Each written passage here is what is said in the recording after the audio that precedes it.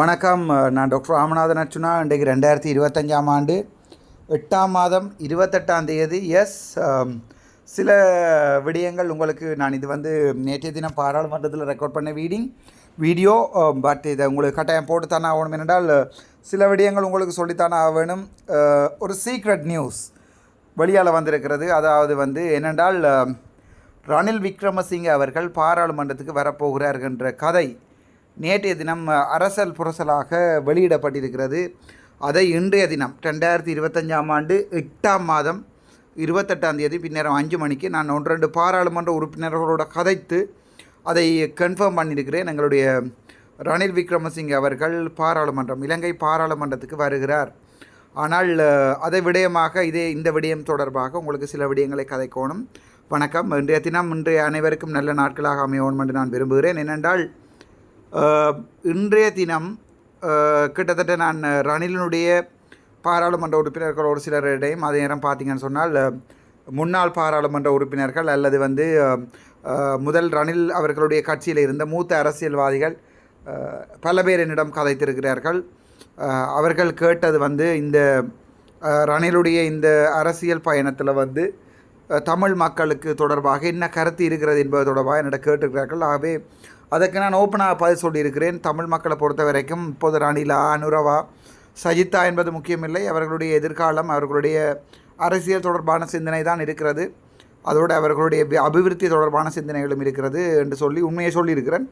அப்போது அவர்கள் என்னிடம் கேட்டார்கள், 1-2 பேர் கேட்டார்கள், டாக்டர் நீங்கள் ரணிலுக்கு சப்போர்ட் பண்ணுவீர்களா? ரணில் பாராளுமன்றம் வருகின்ற பட்சத்தில் எதிர்க்கட்சி ஒன்றை அமைக்கிற சந்தர்ப்பத்தில் எதிர்க்கட்சி தலைவராக வந்தால் நீங்கள் ரணிலுக்கு சப்போர்ட் பண்ணுவீர்களா என்று கேட்டிருந்தார்கள். அப்போது நான் சொல்லியிருந்தேன், எதிர்க்கட்சி தலைவராக யார் வந்தாலும் எதிர்க்கட்சியில் நான் இருக்கின்ற போது அவர்களுக்கு எதிர்க்கட்சியில் இருக்கிற ஒரு கட்சி தலைவராக நான் அவருடைய சப்போர்ட் இருக்கும். ஆனால் மக்கள் தொடர்பான முடிவுகள் எடுக்கும்போது எங்களோட கலந்தாசோதித்து இதுவரை காலமும் விட்ட பிள்ளைகளை விடுத்து சரியான விடயங்களை செய்கின்ற போது நாங்கள் சப்போர்ட் பண்ணுவோம் என்று சொல்லியிருக்கிறேன். நான் முக்கியமான ஒரு விடயம் என்னென்றால் இவை இன்ஃபார்மலாக கதைக்கப்பட்ட விடயங்கள். இன்றைய தினம் நான் நினைக்கிறேன் நாளைய தினம் மறுபடியும் மீட்டிங் இருக்கிறது. நாளைய தினம் 8:30க்கு எதிர்க்கட்சி தலைவருடைய அலுவலகத்தில் ஒரு மீட்டிங் ஒன்றை போட இருக்கிறார்கள். அந்த மீட்டிங்கில் இது தொடர்பாக மேலும் விவாதிக்கப்படலாம்.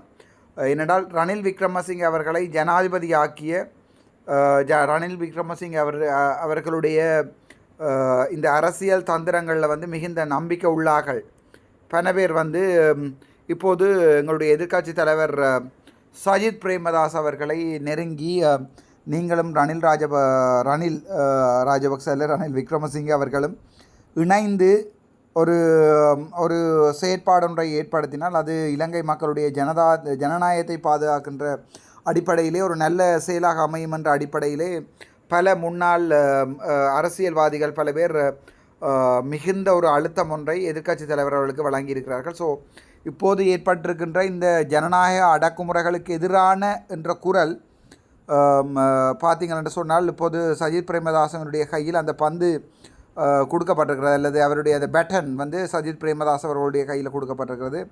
அண்மைய தினங்களில் ஒரு ப்ரெஸ் கான்ஃபரன்ஸ் ஒன்றை எதிர்க்கட்சியினுடைய தலைவர்கள் அனைவரும் வைத்தபோது சஜித் பிரேமதாஸ் அவர்கள் அதற்கு வரவில்லை. அது உங்களுக்கே தெரியும். அதன் பிறகு அது ஏன் அவர் வரவில்லை என்பது அவருடைய பாராளுமன்ற உறுப்பினராக இருந்த காவிந்த ஜெயவர்தன, அதே நேரம் நான் நினைக்கிறேன் அவர் பாராளுமன்ற உறுப்பினரான 1-2 பேர் ஞாபகம் பெறவில்லை. அவர்கள் அந்த ப்ரெஸ் கான்ஃபரன்ஸுக்கு வந்திருந்தவர்கள்.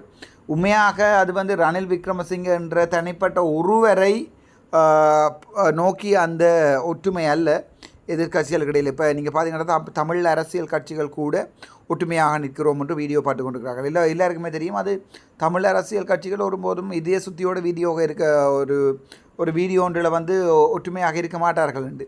இவர்களுக்குள்ள அடுத்த அடிபாடியார் கஜேந்திரகுமார் தான் நினைக்கிறார் கஜேந்திரனை கொண்டு வரலாம் என்று. ராமநாதன் அர்ச்சுனா நினைச்சு கொண்டிருக்கிறார் அடுத்த பாராளுமன்ற தேர்தலில் கௌசல்யா நரேந்திரனை எப்படியாவது பாராளுமன்ற எம்பியாக்கி இல்லாமல் என்று ராமநாதன் அர்ச்சுனா நினைத்து கொண்டிருக்கிறார் என்று நீங்கள் நினைப்பீங்கள். ஆனால் உண்மை என்னென்றால் கௌசல்யா அடுத்த தேர்தல் வரைக்கும் வெயிட் பண்ண போவதில்லை. அடுத்தடுத்த மாதங்களில் கௌசல்யா நரேந்திரன் பாராளுமன்ற உறுப்பினர் என்ற ஒரு வாகனம் ஜாழ்ப்பாணத்தில் ஓடி திரியும். அதில் எந்த சந்தேகமும் வேண்டாம் உங்களுக்கு. ஆகவே கௌசல்யாக அடுத்தடுத்த வருடங்களுக்காக நாங்கள் கனவு காண தேவையில்லை. அவள் எப்போதோ எம்பிஆய் இப்போது கனகாலம் என்னென்றால் இந்த விடயங்களை வந்து பொதுமக்கள் நினைத்து கொண்டிருப்பார்கள். ரைட், அர்ச்சுனாவும் அப்படித்தானே. ஆனால் எனக்கு ஒரு ஆசை இருக்கிறது. என்னுடைய கட்சி வளர வேண்டும். மலையகத்திலையும் அது தெற்கிலையும் கிழக்கிலையும் வடக்கில் இருக்கிற மற்ற மாவட்டங்களையும் நாங்கள் வெல்ல வேண்டும். ஒரு உண்மையான நல்ல அரசியல்வாதிகளை கொண்டு வர வேண்டும் என்ற தேவைகள் இருக்கிறது. எனக்கு அந்த ஆசைகள் இருக்கிறது. ஸோ அது சாதாரண ஆசைகள் உங்களுக்கு நன்றாகவே தெரியும். ஸோ விடயத்துக்கு வருவோம். இந்த ரணில் விக்ரமசிங்கே அவர்கள் பாராளுமன்றத்துக்கு அடுத்ததாக வருவதாக இருந்தால் அவருடைய கட்சியிலிருந்து வந்த தேசிய பட்டியல் எம்பிக்கள் இருவர் இருக்கிறார். ஒருவர் வந்து எங்களுடைய ரவி கருணாநாயக்க, இரண்டாவது வந்து நான் நினைக்கிறேன் பேர் தெரியவில்லை. அந்த 2 பாராளுமன்ற உறுப்பினர்கள், ஒரு பாராளுமன்ற உறுப்பினர் விலத்தி பாராளுமன்றத்துக்கு வருவதாக ரிசைன் பண்ணுகின்ற போது ரணில் விக்ரமசிங்கே அவர்கள் வரலாம்.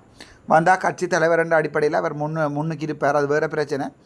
ஆனால் ரணில் விக்ரமசிங்கே ஒரு நாட்டின் ஜனாதிபதியாக இருந்து வெறுமனே ஒரு பாராளுமன்ற உறுப்பினராக வந்து இருப்பதற்கு ரணில் விக்ரமசிங்கே ஒருபோதும் விரும்ப போவதில்லை. ஆகவே அவர் வந்து எதிர்க்கட்சியிலே வந்து ஒரு பெரிய பதவி ஒன்றை எதிர்பார்க்கலாம். அதில் என்ன பிரச்சனைன்னு சொன்னால், இந்த சஜபே உட்பட மற்ற பாராளுமன்ற கட்சிகளில் வந்து ரணில் அவர்களை எதிர்க்கட்சி தலைவராக கொண்டு வருகின்ற சந்தர்ப்பத்தில் ஒரு ஜனநாயக மீட்சி ஒன்று வரும் என்றதில் எல்லாருமே நம்பிக்கை கொண்டிருக்கிறோம். ஆனால் அதில் பிரச்சனை என்றால் அது நாமல் ராஜபக்சவாக இருக்கட்டும், அல்லது நீங்கள் பார்த்தீங்கன்னு சொன்னால் சஜித் பிரேமதாசா இருக்கட்டும், இந்த 2 பேருக்குமே உங்களுக்கு தெரியும், எங்களோட சாமர சம்பத் தசநாயக்க அவர்கள் வந்து ஆல்ரெடி சொல்லியிருக்கிறார் என்றால் இந்த 2 பேருக்குமே இப்போது ஜனாதிபதி ஆக வேண்டும் என்ற பைத்தியம் பிடித்திருக்கிறது. ஆகவே அந்த ஜனாதிபதி என்று ஆகணும் என்ற எண்ணம் வந்து ஒரு மனநோய். இந்த மனநோய் இந்த சஜித் பிரேமதாஸ் அவர்களுக்கும் அதே நேரம் எங்களுடைய நாமல் ராஜபக்சவும் பிடித்திருக்கிறது. எங்களுக்கு அப்படி மனநோய் இல்லை என்ற அடிப்படையிலே பாராளுமன்றத்தில் ஒரு சில நாட்களில் அவர் உரையாற்றியிருப்பேன், நீங்கள் பார்த்துருப்பீர்கள். என்னென்றால் 2029ஆம் ஆண்டு ஜனாதிபதி தேர்தல் வைக்கப்படுகின்ற சந்தர்ப்பத்தில் அன்றகுமார் திசாநாயக்க ஒருபோதும் வெல்லப்போவதில்லை. ஒரு டஃப் ஒன்று இருக்கும்.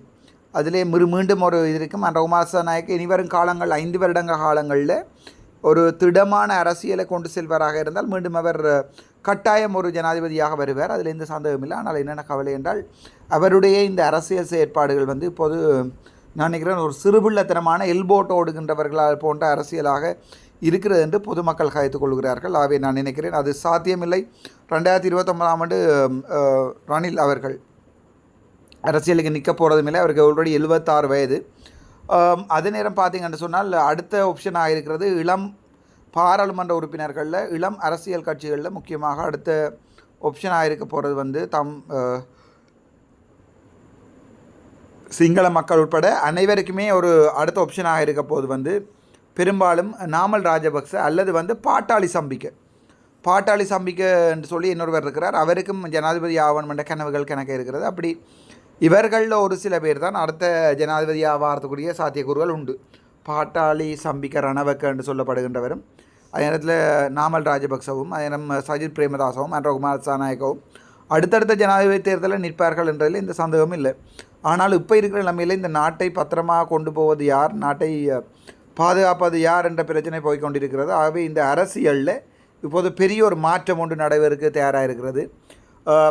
என்னுடைய கணிப்பின்படியும் அதே நேரத்தில் அரசியல் வட்டங்களில் பாராளுமன்ற உறுப்பினர்களுடைய எதிர்பார்ப்புகளையும் கணிப்பிலையும் அடிப்படையிலும் என்னால் தெரிவிக்கக்கூடிய என்னென்றால் பெருமளவான சந்தர்ப்பம் எங்களுடைய ரணில் விக்ரமசிங்கே அவர்கள் பெரும்பாலும் இன்னும் ஓரிரு நாட்களில் பாராளுமன்றத்துக்கு வரக்கூடிய சாத்தியக்கூறுகள் உண்டு. எங்களுடைய பாராளுமன்றத்தில் ஒரு பாராளுமன்ற உறுப்பினராகவோ அல்லது அவரை பொறுத்த வரைக்கும் UNP கட்சியினுடைய தலைவராக மறுபடியும் வருவதற்குரிய சாத்தியக்கூறுகள் உண்டு. இலங்கையை பொறுத்த வரைக்கும் அப்படியான சாத்தியக்கூறுகள் உண்டு. அப்படி வருகின்ற சந்தர்ப்பத்தில் அரசியலில் ஒரு சில மாற்றங்கள் நடைபெறலாம். ஸோ அதை அடுத்தடுத்த கிழமையில் நீங்கள் எதிர்பார்க்கலாம். அதை விட இன்னொரு விஷயம் என்றால் அடுத்த கிழமை வந்து எங்களுடைய யுனைடெட் நேஷன்ஸ் ஜூஎன்னுடைய இது ஸ்டார்ட் பண்ணுகிறது, அதாவது வந்து அமர்வுகள் ஸ்டார்ட் பண்ணுகிறது. ஸோ அதற்கு பயணமாவதற்குரிய ஆயத்தங்கள் ஒரு சில பேர் செய்து கொண்டிருக்கிறார்கள். யார் யார் யூஎன்னுக்கு போகிறார்கள் என்ற தகவலை அடுத்தடுத்த வீடியோவில் நான் வெளியிடுகிறேன். நானும் பல முயற்சிகளை மேற்கொண்டிருந்தேன். நான் உண்மையை சொல்வதானால் யூஎன்னுக்கு போவதற்கு ஆனால் அதற்குரிய தளம் இன்னும் அமைக்கப்படவில்லை. போவதற்குரிய சாத்தியக்கூறுகளும் இல்லாத சந்தர்ப்பத்தில் நான் அந்த யூஎனுக்கு போவதற்குரிய அந்த கடைசி நடவடிக்கைகளையும் வந்து இப்போதைக்கு கைவிட்டிருக்கிறேன். ஏனென்று சொன்னால் உங்களுக்கு தெரியும், யுனைடெட் நேஷன்ஸில் வந்து ஒரு என்ன சொல்வது, ஒரு அதாவது செஷனில் பங்கு பெற்றுவதாக இருந்தால் பதிவு செய்யப்பட்ட ஐஎன்ஜிஓக்களில் ஒருவர் வந்து எங்களுக்கு ஸ்பான்சர் பண்ண வேணும்.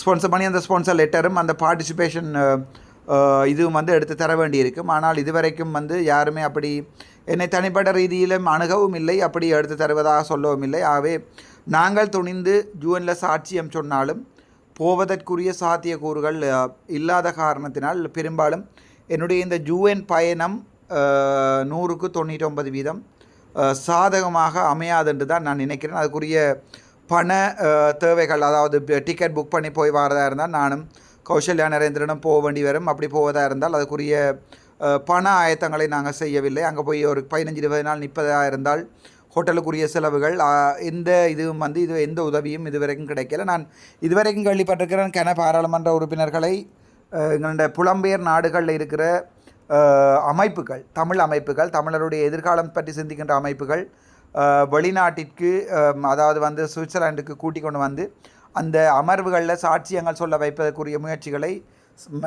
கடந்த பாராளுமன்ற உறுப்பினர்களை நோக்கி அவர்கள் செய்திருந்தவர்கள். ஆனால் இந்த தடவை யாரும் என்னிடம் அப்படி ஒரு இதையும் கேட்கவும் இல்லை, முயற்சியையும் எடுக்கவும் இல்லை. நான் தனிப்பட்ட ரீதியிலே நான் அதை பதிவு செய்ய முயற்சி செய்து கொண்டது வெற்றியளிக்கவில்லை. ஆகவே பெரும்பாலும் என்னை பொறுத்த வரைக்கும் யூஎனில் போய் எங்களுடைய தமிழ் மக்களுடைய அவலங்களை சொல்லக்கூடிய சாத்தியக்கூறுகள் குறைவு என்று நினைக்கிறேன்.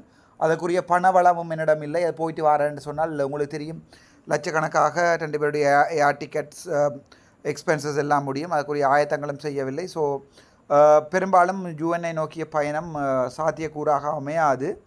ஸோ நாங்கள் யாராவது எங்களுக்கு ஹெல்ப் பண்ணியிருந்தால் போயிருக்கலாம். ஆனால் அந்த சாத்தியக்கூறுகள் இல்லாத சந்தர்ப்பத்தில் என்னால் பெரும்பாலும் சுவிட்சர்லாந்துக்கு போகக்கூடிய முடியாதான் இருக்குமென்னு நினைக்கிறேன். ஆகவே அந்த நடவடிக்கைகள் தற்போது கைவிடப்பட்டிருக்கிறது. அவற்றை நான் கைவிட்டிருக்கிறேன். ஆனால் உள்நாட்டிலிருந்து எங்களுடைய மற்ற பாராளுமன்ற உறுப்பினர்கள் ஏதாவது உதவியை கேட்டால், இந்த கையெழுத்து வேட்டைகள் அவற்றை செய்தால் அதுக்குரிய உதவியை நான் செய்வேன். மற்றபடி நான் பரம்பரை பணக்காரனோ அல்லது என்னுடைய தந்தையார் ஜிஜி பொன்னம்பலமோ அல்ல. நான் பரம்பரை காசுகளை வைத்துக்கொண்டு வெளிநாடுகளுக்கு டிக்கெட்டுகளை புக் பண்ணி போவதற்கு நாங்கள் சாதாரணமான ஒரு வைத்தியர். ஸோ அந்த அடிப்படையில் இந்த முறை யூஎன் பயணமும் தடைப்பட்டிருக்கிறது. அதுவும் ஒரு கவலையான செய்தி. பார்ப்போம், அடுத்தடுத்த யூஎன் ஜெனரல் அசம்பிளி அல்லது அவற்றிலே யாராவது, இப்போ என்னடால் புலம்பெயரில் இருக்கிற தமிழ் மக்கள் பல பேர் சொல்வது, யாழ்ப்பாணத்திலிருந்து யாருமே வந்து வெளிநாடுகளிலே சாட்சிகள் சொல்வதில்லை, சாட்சியங்கள் சொல்வதில்லை என்று சொல்லி குறைபட்டு கொள்வார்கள். ஆனால் இதுவரைக்குமே வர இருக்கின்ற பாராளுமன்ற உறுப்பினர்கள், வர எத்தனைக்கின்ற பாராளுமன்ற உறுப்பினர்களுக்கு உதவி செய்ததும் இல்லை. மிக கவலையோடு இந்த வீடியோவையும் போட்டிக்கொண்டு ரணில் ரிட்டர்ன்ஸ் என்கின்ற ரகசிய செய்தியையும் உங்களுக்கு சொல்லிக்கொண்டு விடைபெறுகின்றேன். அடுத்தடுத்த வீடியோக்கள் சற்று அதாவது இலங்கையில் நடக்கின்ற அரசியல்கள், இந்த மீடியாக்களுக்கு தெரியாத அரசியல் தொடர்பாக நான் சொல்லுகிறேன். நான் நினைக்கிறேன் பெரும்பாலும் அடுத்த பாராளுமன்ற அமர்வில் united nations human rights council முடிவுகளை சாதகப்படுத்துவதற்காக இலங்கை அரசாங்கம் பெரும்பாலும் இந்த PTA prevention of terrorism act பயங்கரவாத தடை சட்டத்தை நீக்கி ஒரு கூத்தடிக்கும். அதே நேரங்களில் எங்களுடைய தமிழர் தரப்பும் 30 புற்றாக பலமிழந்திருக்கிறது. சுமந்திரன் போன்றவர்கள் போகலாம், ஆனால் நாங்கள் போவதற்கு வந்து அரசியலில் புதுசு. நாங்கள் அதை முதலே யோசிச்சிருந்து காசுகளை சேர்த்திருக்கணும் போகிறதா இருந்தால் நான் போகின்ற எண்ணம் இருக்கவில்லை. நான் தனிப்பட்ட ரீதியில் போவதற்கு பதிவு செய்து யூஎனுக்கு இமெயில் அனுப்பியிருந்தேன். ஆனால் இதுவரைக்கும் ரிப்ளை வரவில்லை. ஸோ அவே போவதற்குரிய சாத்தியக்கூறுகள் எதுவும் இல்லை. அடுத்த தடவை யாராவது புலம்பெயர் அமைப்புகள் நீங்கள் விரும்பினால், பயங்கரவாதிகள் என்று முத்திரை குத்தப்படாத, இலங்கையில் தடை செய்யப்படாத எந்த அமைப்புகளும் என்னை விரும்பினால் யூஎன் ஜெனரல் அசம்பிளிக்கு நான் வருவதற்கு தயாராக இருக்கிறேன். நடந்த விடயங்களை அப்படியே உண்மையாக இலங்கை அரசாங்கத்துக்கு பயப்படாமல் சொல்வதற்கு தயாராக இருக்கிறேன். அப்படியான சந்தர்ப்பங்களில் நாங்கள் யூஎனுக்கு போகிறதா இல்லையா என்பதை பற்றி சிந்திப்போம். ஸோ ஒரு கவலையான செய்தி மற்றும் இன்னொரு கவலையான செய்தி, 2 கவலையான செய்திகளோட அடுத்த பாராளுமன்ற அமர்வுகளின் போது அடுத்தடுத்த வீடியோக்களுடன் உங்களுடன் சந்திக்கிறேன். நன்றி, வணக்கம். This is doctor Ramanathan Archuna.